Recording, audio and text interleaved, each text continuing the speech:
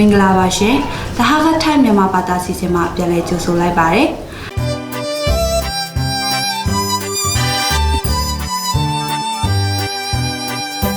လာမည့်အစိုးရတစ်တွင်ချင်းပြည်နယ်အစိုးရအဖွဲ့တာဝန်ရှိသူများကိုလက်ရှိအစိုးရ၏တာဝန်ရှိသူများသာဖြစ်လာနိုင်ကြောင်းဝန်ကြီးဦးပေါလုမင်းထံကခန့်မှန်းလိုက်ပါတယ်။2021ခုနှစ်မှာ2025ခုနှစ်အတွင်းလာမည့်ချင်းပြည်နယ်အစိုးရတစ်တွင်အစိုးရတာဝန်ရှိသူများအဖြစ်လက်ရှိအစိုးရ၏တာဝန်ရှိသူများသာဖြစ်လာနိုင်ပြီးပုံမကောင်းမွန်လာမည်ဖြစ်ကြောင်းလက်ရှိလူမှုရေးဝန်ကြီးဦးပေါလုမင်းထံကခန့်မှန်းပြောဆိုလိုက်ပါတယ်။ဘဒူဝင်ကြီးချုပ်ဖြစ်ပြီးဘဒူလွှတ်တော်ဥက္ကဋ္ဌတာဝန်ယူမလဲဆိုတာကတော့ပြောဖို့ခက်ပါသေးတယ်။ဒါပေမဲ့လူသိခတ်ထားတာထက်လူဟောင်းတွေကိုဖြစ်လာလိမ့်မယ်လို့ယူဆတယ်။လူဟောင်းတွေဆိုတဲ့နေရာမှာသူတို့က9နှစ်အတွင်းအတွေ့အကြုံရှိကြတဲ့လူတွေကိုဆိုလိုတာပါ။ကျွန်တော်တို့တိုင်းပြည်ကပြောင်းလဲနေတဲ့ကာလဖြစ်နေရကြောင်းလူသစ်တွေကိုအစိုးရတာဝန်ရှိသူတွေဖြစ်လာရင်အတော်တော်ခက်ခဲတွေ့ပါလိမ့်မယ်။ပြီးတော့ one channel ကဖော်ပြချက်အရ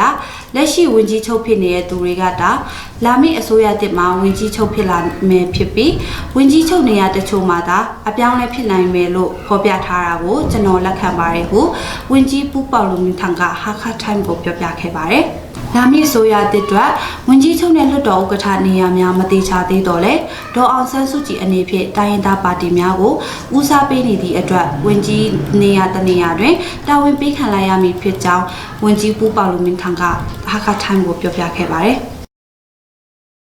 ချင်းပြည်နယ်တွင်ကုမ္ပဏီ1300ကျော်မှတင်ဒါဝင်ပြန်ကြောင်းသိရှိရပါတယ်။လက်ရှိချင်းပြည်နယ်အစိုးရ၏2020-2021ဘဏ္ဍာနှစ်အတွင်းတင်ဒါအမှတ်243ခုဝင်ပြိုင်ရန်တင်ဒါဖွင့်ပွဲကျင်းပပြုလုပ်လျက်ရှိရာ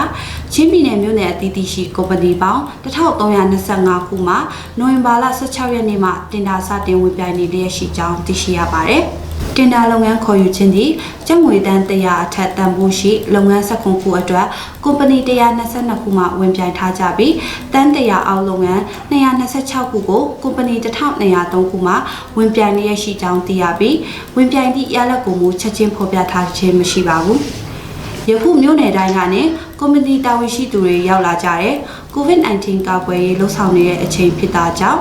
တခြားမြို့နယ်ကနေရောက်ရှိလာကြတဲ့ကုမ္ပဏီတာဝန်ရှိသူတွေကိုဦးစားပေးဝင်ပြိုင်ခိုင်းပါတယ်။ဟာခါမြို့ပေါ်မှာရှိကြတဲ့ကုမ္ပဏီတွေကိုတော့နောက်ဆုံးမှာပဲဝင်ပြိုင်ခိုင်းပါတယ်။ပထမနေ့မှာတော့ COVID-19 ကာကွယ်ထိန်းချုပ်ရေးစနစ်ဖြင့်ကုမ္ပဏီတာဝန်ရှိသူတွေကို6ပေအကွာဖြင့်တင်ဒါဝင်ပြိုင်ခိုင်းတယ်။တင်ဒါလုပ်ကွက်များတဲ့အတွက်တပတ်လောက်တော့ကြာလိမ့်မယ်ဟုဝန်ကြီးဦးစိုးထက်က Hakha Time ကိုပြောပြခဲ့ပါတယ်။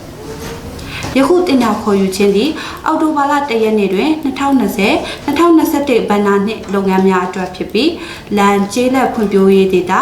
နတ်တလပညာရေးအစရှိသည့်လုပ်ငန်းများအတွက်တင်ဒါခေါ်ယူခြင်းဖြစ်ကြောင်းသိရှိရပါတယ်။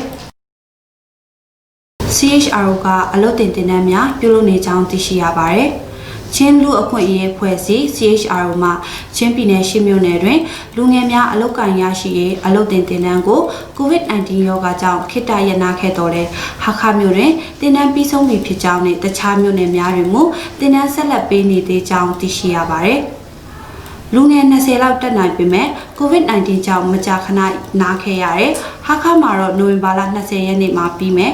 တခြားမြို့နယ်မှာလည်း COVID-19 ရောဂါကြောင့်နားလိုက်ပြန်စားလိုက်နဲ့တဖြည်းဖြည်းချင်းတင်တန်းပေးနေကြပါတယ်လို့ CHRO မှာစောင့်လျင်ကပြောဆိုခဲ့ပါတယ်။ယခုတင်တန်းတွင်ကွန်ပျူတာတင်တန်းအင်္ဂလိပ်စာတင်တန်းနဲ့အလုပ်ကိုင်ကျွမ်းကျင်မှု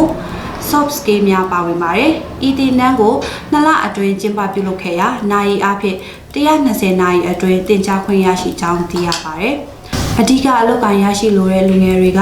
အလုပ်ကိုင်ရှာပြီးအလုပ်ရလာတဲ့အခါဒီတင်တန်းကများစွာထောက်ကူပြုလိမ့်မယ်လို့မျှော်လင့်ချက်နဲ့တင်တန်းတွေလုပ်ပေးနေရဖြစ်ပါတယ်။တင်တန်းသူတင်တန်းသားတွေလည်းမတူကြပါဘူး။စူးစမ်းတဲ့လူတွေကတော့အကျိုးရှိလိမ့်မယ်လို့ယူဆပါတယ်လို့ထပ်လောင်းပြောကြားခဲ့ပါတယ်။ယခုခေတ်မှာအလုပ်တစ်ခုခုလုပ်ကိုင်တဲ့အခါကွန်ပျူတာအင်္ဂလိပ်စာနဲ့အလုပ်ကိုင်တကြွမှုကနေရာတကာမှာအရေးကြီးလာတဲ့နောက်မှာပုဂ္ဂိုလ်ရေးရာဖြစ်စေတိုင်းပြည်နယ်လူမျိုးအတွက်ဖြစ်စေဒီအချက်ကအရေးကြီးပါလိမ့်မယ်လို့ဆလိုင်းဗန်ပြတ်ထောင်းကပြောဆိုခဲ့ပါတယ်။ဤတင်တန်းကိုတွဲလက်စီမံကိန်းတွင် IOM အဖွဲ့နဲ့စီမံဆောင်ရွက်ပြီး LIFT အဖွဲ့ကအကူအညီထောက်ပံ့ခြင်းဖြစ်ကြောင်းသိရပါတယ်။ကျွန်မအချယ်ပါဝတ္တုပီမြို့တွင် COVID-19 ရောဂါပိုးတွေ့ရှိသူ6ဦးရှိနေပြီဖြစ်ကြောင်းသိရှိရပါတယ်။ မတူပီမျိုးနိုင် COVID-19 ရောဂါတွေ့ရှိသူ6ဦးရှိနေပြီဖြစ်ကြောင်းနဲ့အများအပြားကားသမားများနဲ့ကားနောက်လိုက်များဖြစ်ကြကြောင်းသက်ဆိုင်ရာတာဝန်ရှိသူများထံမှသိရှိရပါတယ်။ COVID-19 ရောဂါတွေ့ရှိတာအများအပြားဘီမာကာရောက်လာသူတွေဖြစ်တဲ့ကားသမားနဲ့ကားနောက်လိုက်တွေဖြစ်ကြတဲ့ဒေသခံ2ဦးလည်းပါပါတယ်။တပ်ကျဲမင်းတပ်မှာ COVID-19 ရောဂါတွေ့ရှိတဲ့မိသားစုတွေကိုမတူပီပြည်သူ့ဆေးရုံမှာပြောင်းခိုင်းလိုက်ပါတယ်။တချို့ကတော့အနောက်ခွာဘိုးရက်ကွက် BEMS မှာထားကြတဲ့ COVID-19 ရောဂါပုံမှုပြန့်နှံ့နေတာကြောင့်မတူပီမှာနိုဝင်ဘာလ15ရက်နေ့ကနေည12နာရီမှမနက်ပိုင်း4နာရီထိအိမ်ပင်ထွက်ခွင့်ပိတ်ပင်ထားတယ်လို့ COVID-19 တက်စီကာကွယ်တာဝန်ရှိသူတို့က Hakha Times တို့ပြောပြခဲ့ပါတယ်။မတူပီမျိုးအုပ်ချုပ်ရေးရုံးမှ COVID-19 ကာကွယ်ထိန်းချုပ်ရေးစီမင်းစည်းကမ်းအရထုတ်ပြန်ချက်အတိုင်းမလိုက်နာတဲ့သူများကိုအရေးယူသွားမည်ဖြစ်ကြောင်းထုတ်ပြန်ခဲ့ပါတယ်။လက်ဖက်ရည်ဆိုင်၊ထမင်းဆိုင်နဲ့ဖျားရှိခိုးကြောင်းအစရှိသူများကိုလည်းပိတ်ပင်ထားပြီးခီးသွားလာတဲ့ထိုကိန်းများမှာလည်းစနစ်တကျစစ်ဆေးနေကြောင်းသိရှိရပါတယ်။ကလေးကပေါ်ဒေသ၌NLD ပါတီကရွေးကောက်ပွဲတွင်အနိုင်ရရှိသည့်အောင်ပွဲခံပွဲကျင်းပနေကြောင်းသိရှိရပါတယ်။ကလေးကပေါ်ဒေသ၌NLD ပါတီကရွေးကောက်ပွဲတွင်အနိုင်ရရှိသည့်အမတ်များအတွက်နေရာနှင့်အောင်ပွဲခံပွဲကျင်းပနေကြကြောင်းသိရှိရပါတယ်။ကျွန်တော်တို့ NLD ပါတီကအနိုင်ရတဲ့အထင်အမှတ်အဖြစ်ခြေရွာရက်ကွက်တိုင်းမှာကျင်းပပြုလုပ်နေကြပါတယ်။အောင်ပွဲမကျင်းပနိုင်သေးတဲ့နေရာတွေလည်းရှိနေသေးပါတယ်။ဒီလိုလုံနိုင်ဖို့ခြေရွာရက်ကွက်အလိုက်သူတို့ဘာသာငွေလှူကြပြီးကျင်းပနေကြတာပါ။ COVID-19 ရောဂါကြောင့်နေရာတကာကနေအောင်ပွဲခံပွဲကျင်းပတဲ့နေရာတွေကနေဖိတ်ကြတယ်။ဒါပေမဲ့အကုန်လုံးမှာတော့မသွားဖြစ်ဘူးလို့